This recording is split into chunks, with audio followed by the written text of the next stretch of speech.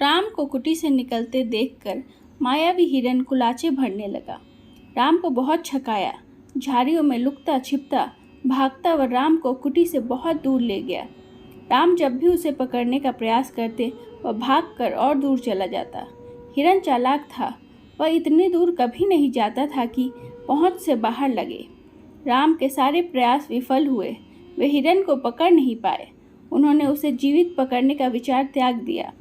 धनुष उठाया, निशाना साधा और एक बाण उस पर छोड़ दिया। बाण लगते ही हिरन गिर पड़ा।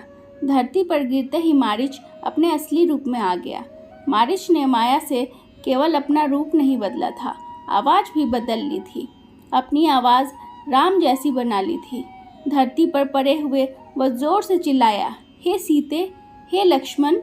ध्वनि ऐसी थी जैसे बाण राम को लगा हो। बाण का प्रहार गहरा था। मारीच उसे अधिक देर तक सहन नहीं कर पाया। वह छटपटाता रहा। जल्दी ही उसके प्राण पखेरु उड़ गए। रावण एक विशाल वृक्ष के पीछे खड़ा था, वह प्रसन्न था। उसकी चाल सफल हो गई थी। मारीच ने अपनी भूमिका अच्छी तरह निभाई थी। अब तक सब कुछ वैसा ही हुआ जैसा उसने सोचा था।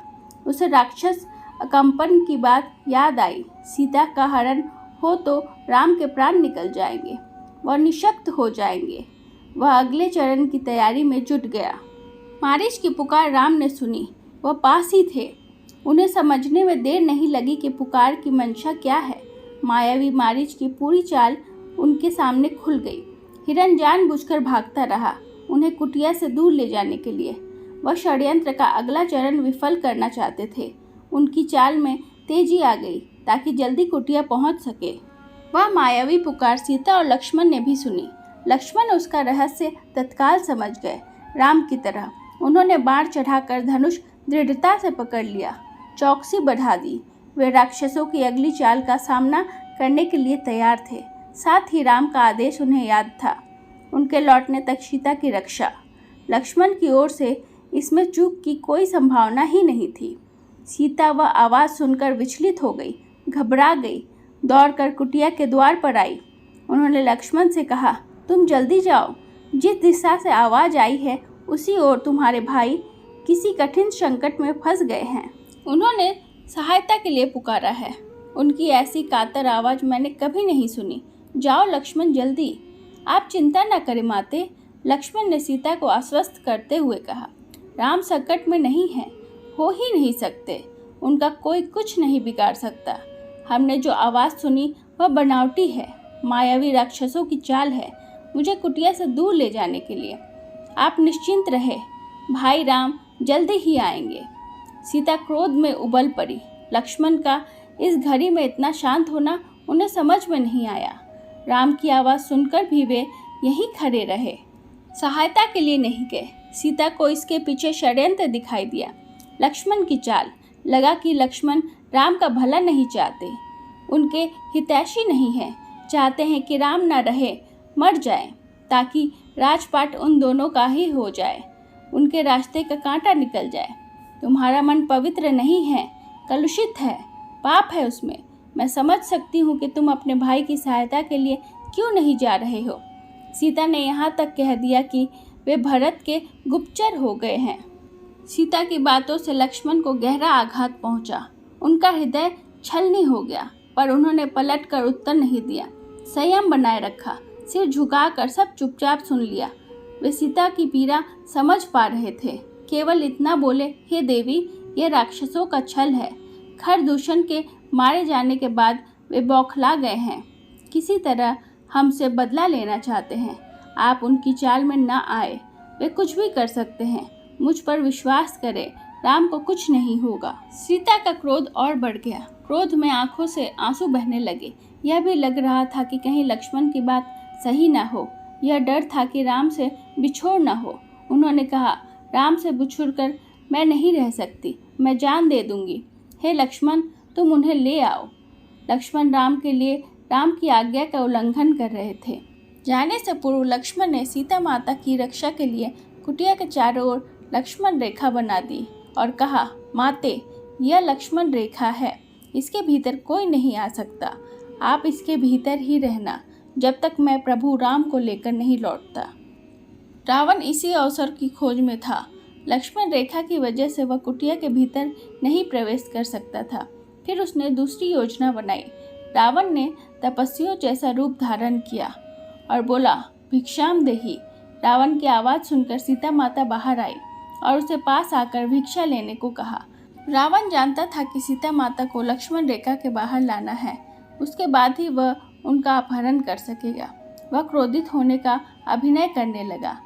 किसी साधु को बंधन में बांधकर भिक्षा नहीं दी जाती, यह अपमान है। भिक्षा देना है तो कुटिया के बाहर आओ, तब मैं भिक्षा स्वीकार करूंगा, अन्यथा मैं यहाँ से चला जाऊंगा। रावण ने सीता के स्वरूप, संस्कार और साहस की प्रशंसा की।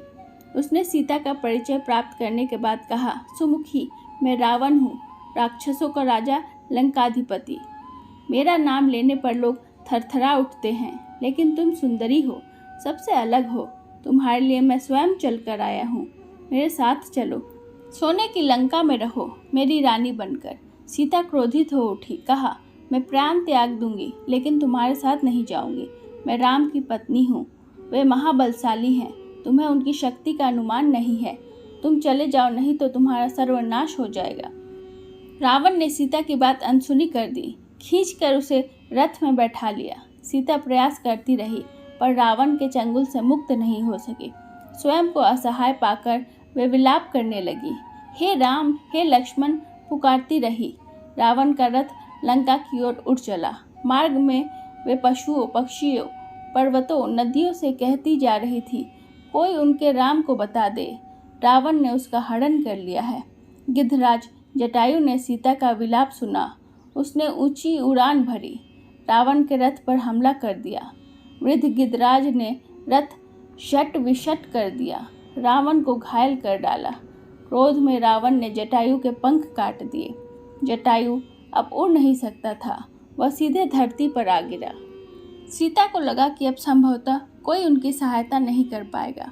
उनका बचाव केवल एक ही था, राम को किसी तरह समाचार मिल जाए। उन्होंने अपने आभूषण उतारकर फेंकना प्रारंभ कर दिया। आभूषण वानरों ने उठा लिए। उन्हें आशा थी कि वानरों के पास ये आभूषण देखकर राम समझ जाएंगे, उन्हें पता चल जाएगा कि सीता किस मार्ग से गई है। रावण ने सीता को आभूषण फेंकने से नहीं रोका। उसे लगा कि सीता शोक में ऐसा कर रही है। कुछ ही समय में रावण लंका पहुंच गया। वह अपने धन वैभव से सीता को प्रभावित करना चाहता था। उन्हें लेकर वह सीधा अपने अंतपुर में गया। राक्षसियों को सीता की निगरानी करते रहने को कहा और बाहर निकल गया। थोड़ी देर में वह फिर लौटा।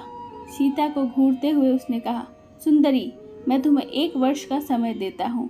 निर्णय तुम्हें करना है। मेरी रानी बनकर लंका में राज करोगी या विलाप करते हुए जीवन बिताओगी। सीता बार बार रावण को धिक्कारती रही, राम का गुणगान करती रही। रावण को क्रोध आ गया। तुम्हारा राम यहाँ कभी नहीं पहुँच सकता, तुम्हें कोई नहीं बचा सकता। तुम्हारी रक्षा केवल मैं कर सकता हूँ। मुझे स्वीकार करो, लंका में सुख से रहो। पापी रावण, राम तुझे अपनी दृष्टि से जलाकर राख कर सकते हैं। उनकी शक्ति देवता भी स्वीकार करते हैं। मैं उस राम की पत्नी हूँ जिसके तेज और पराक्रम के आगे कोई नहीं ठहर सकता। तेरा सारा वैभव मेरे लिए अर्थहीन है। तूने पाप किया है। राम के हाथों तेरा अंत निश्चित है। राम की इतनी प्रशंसा सुनकर रावण कुछ चिंतित हो गया। उसने सोचा, खरदूषण को मारने वाला अवश्य शक्तिशाली होगा। उसने तत्काल अपने 8 सबसे बलिष्ठ राक्षसों को बुलाया और कहा, तुम लोग पंचवटी जाओ। राम और लक्ष्मण वहीं रहते हैं। उनका एक एक समाचार मुझे मिलना चाहिए। दोनों पर निगरानी रखो। मौका मिलते ही उन्हें मार डालना। उधर सीता को पाने के लिए रावण ने अपनी योजना बदली। उन्हें अंतपुर से निकालकर अशोक वाटिका में बंदी बना दिया गया। पहरा कड़ा कर दिया गया। राक्षसों राक्षसियों को स्पष्ट निर्देश थे, सीता को किसी तरह का शारीरिक कष्ट न हो। इसके मन को दुख पहुंचाओ, अपमानित करो, लेकिन सीता को कोई हाथ न लगाए। रावण ने सब कुछ किया, पर सीता का मन नहीं बदला। वे बार बार राम का नाम लेती थी। शेरों के बीच हिरनी की तरह बैठी रहती थी, डरी सहमी, रो रो कर दिन काट रही थी। सोने के लिए हिरण ने उन्हें सोने की लंका में पहुंचा दिया। यहाँ से उन्हें केवल राम ही बचा सकते हैं। आशा करती हूँ आपको ये वीडियो अच्छा लगा हो। मिलते हैं नेक्स्ट वीडियो में कुछ और ज्ञान भरी बातें लेकर। तब तक जय श्री राम। धन्यवाद।